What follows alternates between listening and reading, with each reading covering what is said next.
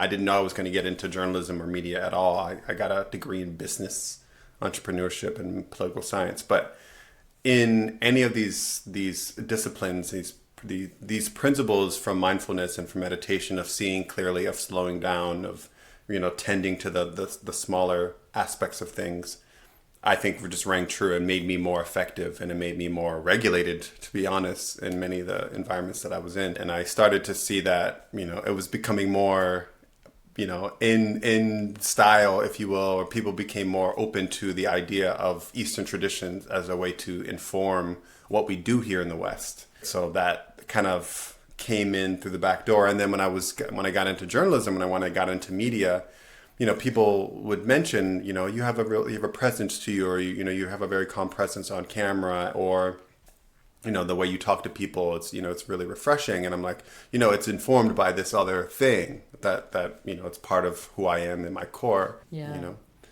So how about you? Yeah, well, go ahead. Well, I guess I'll make a quick comment about yours. Yeah.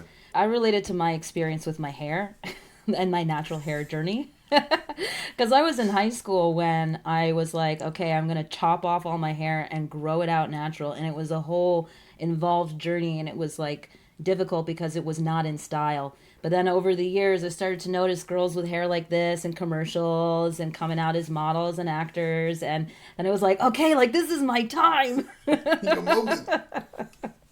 And I guess it's the same for me too. I became interested in mindfulness at a really young age, and with no guidance. But I never thought that was connected to journalism either. And then you do the practical things, like maybe journalism isn't the most practical profession, but if your only other option is like poetry, journalism is more practical than that. So I was like, hey, I'm going to do the responsible thing, studied political science just like you. You said you studied political science, right? Yeah. So studied political science, did the practical thing. And then as my career started, I also started to realize, there's something about this thing that I do over here that I think is unrelated to this thing I do over here. And yet the way I do it is observed as being different from the way other journalists are doing their work.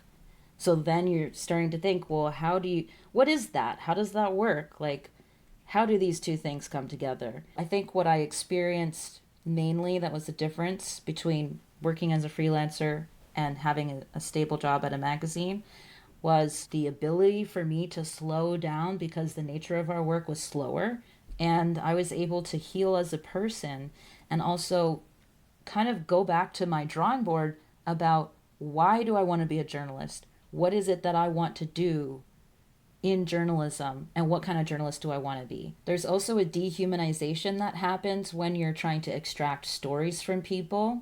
And there's also the dehumanization of the journalists themselves, where if you have a deadline, I don't care that you didn't get to have one more conversation. We got to put it out. So you don't have a whole lot of freedom in that sense because you're constricted by time.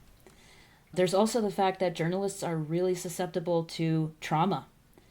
And aside from needing to be more sensitive to people who've been through traumatic events, because we're covering those people sometimes on the worst days of their lives, nobody considers how we're affected by the stories we cover.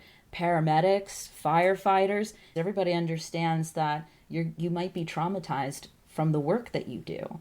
Journalists, that's not so widely understood and accepted. I love that when you're able to slow down. This is just indicative of the process when you're in a mindfulness or meditation practice. When you slow down, different questions emerge. They pop out, and then those questions, when you start to grapple with those questions, fundamentally can shift how you do anything and everything. Right. And it's not to say that people are bad or people are wrong. We're in this environment where we want to point fingers, and it's like, can we talk about the environment that is cultivating certain things that are not useful, right? I was really getting a sense on the ground of issues, and also hearing what people had to say about how they felt news was affecting them. Especially news, it's kind of like we're in this ivory tower outside and removed from the world and talking about down at the world, like this is what's happening. And, this is what you should be worried about. And there's this removal and separation. I started to observe that people felt like they were being talked down to, and a lot of people didn't really watch the news. And like many people like talking to me because I was on the ground talking about the positive things that are happening. Because a lot of the news environment now is really the legacy of if it bleeds, it leads. And that left a long trail of people who are disenfranchised or just didn't really feel that the news was relevant to them, right? And time again, doesn't matter what group we were talking to, a big theme came out was like, I don't feel like it's properly reflecting, and it's, if anything, it's stereotyping our communities. And it's not actually, when I walk out of the door, I don't see what I see on the news, which is like, this crime is happening and this is, all these drama, right? And so people felt they only came to those communities when something bad happened. So we can maybe make a pivot to create more trustworthiness or having a better rapport with the audiences we are trying to serve. As journalists, we are telling the stories of how people perceive their place of what's happening in the world.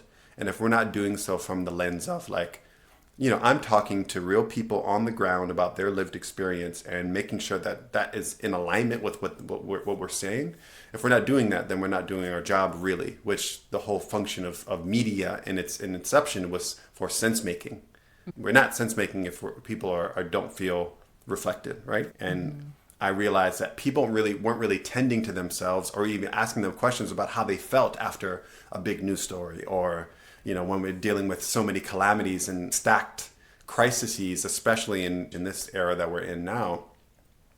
There has to be room in order to reflect, so that us as human beings, previous to being a journalist, we're human beings. And how are we tending to that so that we can be better storytellers? Because, we're not just a glass box, right? Where we are interfacing and interacting with all the world around us. We're in all our relations. These are, indigenous principles. And so if we're not tending to our own seed, our perception of reality, what the stories we're telling are going to be tainted. And where does that come from? It comes from our news values that we've been following. Our news values say, follow what bleeds, follow the money, follow the celebrity. That's a result of our Western news values. No journalist is actually pulling out this list of news values and checking off every box. It's just ingrained in them, and then you never question it again. If you don't actually have intentions, something else is going to fill that void. And from my perspective, I think it's the market, the market realities kind of come in. The market logic comes in when it comes to clicks or engagement. That comes in and guides the ship, as opposed to actual principles or intentions. That's not anybody's fault. That's the nature of, we live in a capitalistic society, and everyone's trying to figure out a way to make a profitable, valuable product. But at the end of the day, what is our intention? Why are we doing this, and how are we doing it? I think we should do this workshop. We should offer it to people, journalists and content creators, and see if that helps improve their lives and the people who engage with their content.